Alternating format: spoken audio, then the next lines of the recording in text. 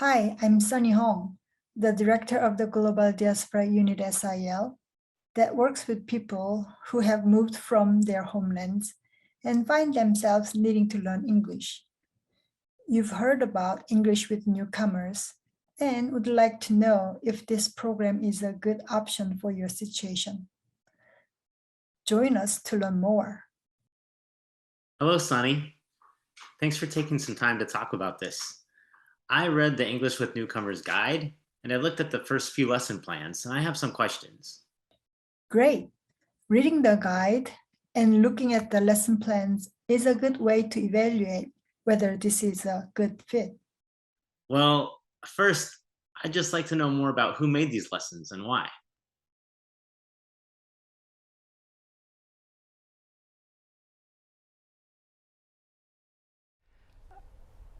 I live in Switzerland and my mother tongue is German.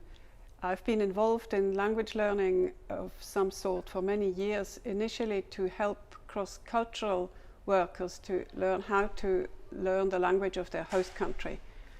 And I found the Greg Thompson's Growing Participator approach, GPA, particularly helpful for this situation.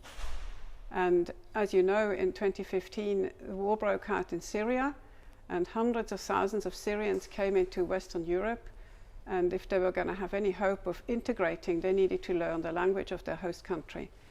And so, to cut a long story short, together with a team, I developed these materials to help German speakers, native German speakers, to know how to work with the Syrians to learn another language. And these materials were then later developed into English. Okay, that's helpful. Now I'm curious about something else. How long did it take you to learn English? I learned a little bit of English in high school, and just after high school, I spent 6 months in England, first as a student in a language school, and then in a family where I helped with the children and the household and just heard and used it all day long. Afterwards, over the years, I had more exposure to English in various contexts, and I ended up marrying an Englishman. That was 33 years ago. But the decisive part in my English learning was the 6 months of immersion at the beginning. And Sunny, what about you? When I grew up in Korea, I learned English through grammar and reading books from the middle school to the first year of college. I struggled, and after 7 years of learning English, I could not even say greetings in English.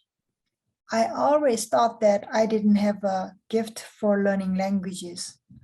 But maybe if I had learned through a relational method like English with Newcomers, I might have learned much more quickly. Okay, I'm getting the picture that I would just be helping a newcomer get started in a very long process, which would involve lots of people and lots of different resources. That's reassuring that it doesn't all depend on me. So if I use these lessons, how have these lessons help me help somebody?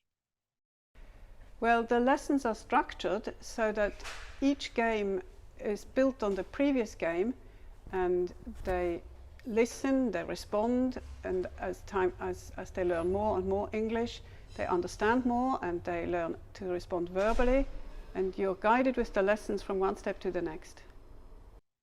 So no reading and writing? That comes later. We want to get them comfortable understanding and speaking first before we introduce the reading and writing. Encouraging people sounds better to me than having to correct papers. Do you have any examples of how somebody has been encouraged using this approach? Let me introduce you to Karen Bradley. She is an experienced ESL teacher and has recently been using these lessons to teach English to newcomers.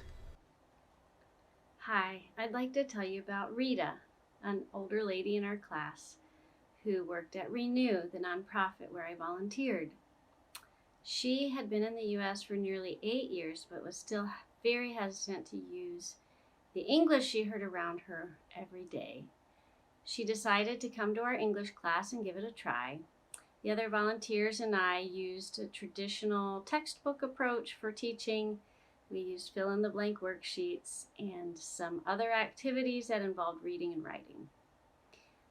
The environment was much too school-like for Rita, and she felt very uncomfortable and stressed. The other volunteers and I came across English with Newcomers and decided to give it a try. The very first time we did a quick dozen, Rita seemed extremely surprised. There was not a book, not a whiteboard, not a pencil. There were simply pictures and games and speaking activities that she caught on to immediately. This was such a welcome relief to Rita, and she finally began using and growing in the English she had been hearing for nearly 8 years. So this program doesn't just work for newcomers. It helps anybody who hasn't succeeded in learning English yet. That's right. Each person's situation is very different. You're an English teacher. I'm not a teacher, and I don't remember much about grammar. How much training would I need to be able to use these materials? Actually, I think being an English teacher made it a little more challenging for me at the beginning because this approach used in the English with Newcomers manual was so very different from any other way I had taught. But the instructions were very easy, and a friend of mine, Pam Eckert, was very happy to assist me as I learned how to use this approach. But what if I have questions? Let me introduce you to Pam Eckert. She has been the SIL consultant on this project and answered so many of my questions as I was getting started learning how to use this, and she would be very happy to help you along as well.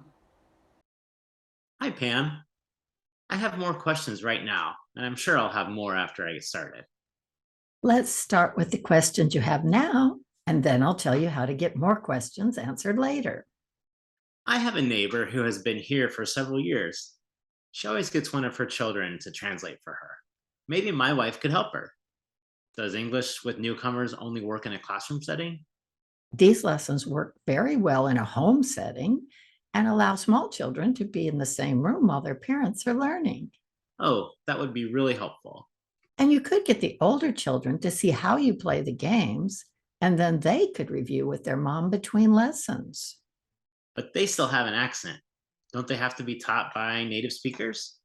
People can be helped to learn by anybody who knows more than they do.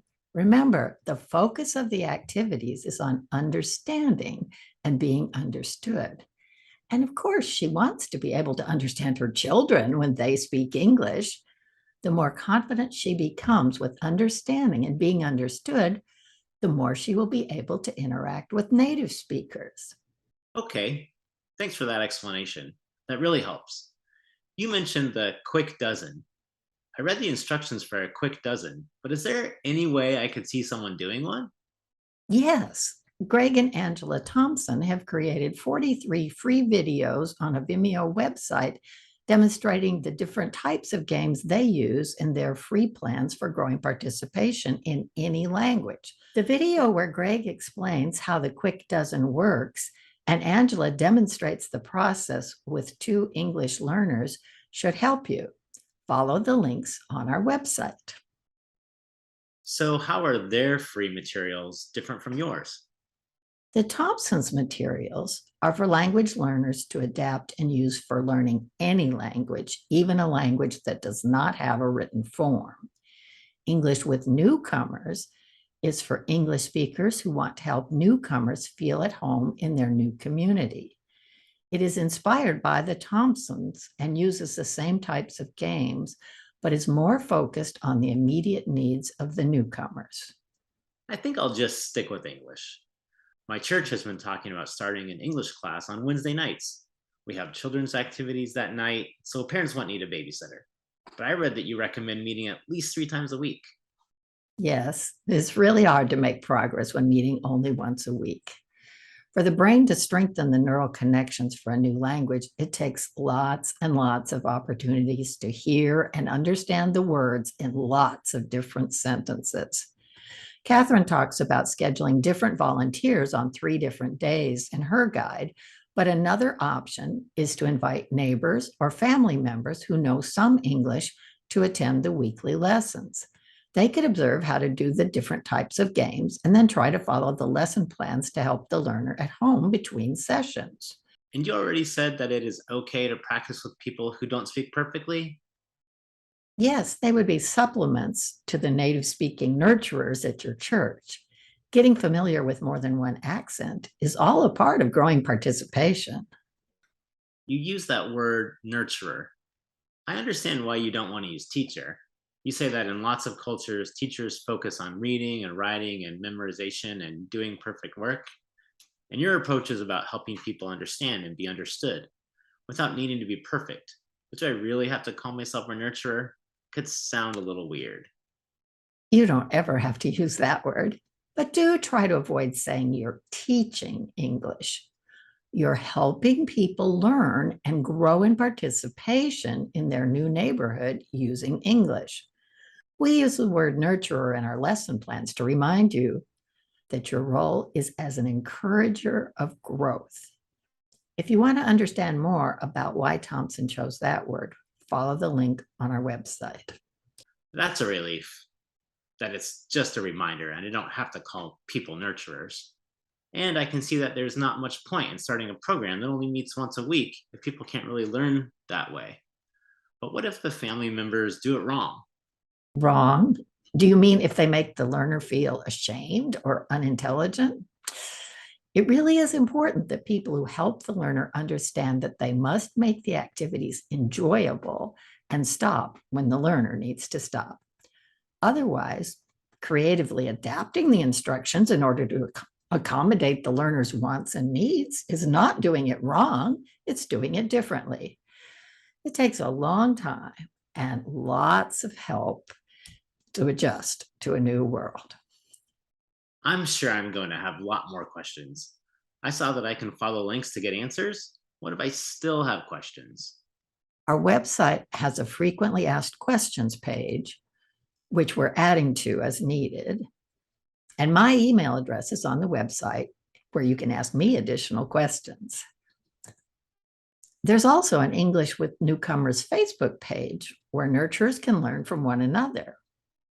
Okay, I think I'll give it a try. Thanks. That's what I'm here for. I really hope you'll enjoy using this with the newcomers in your community.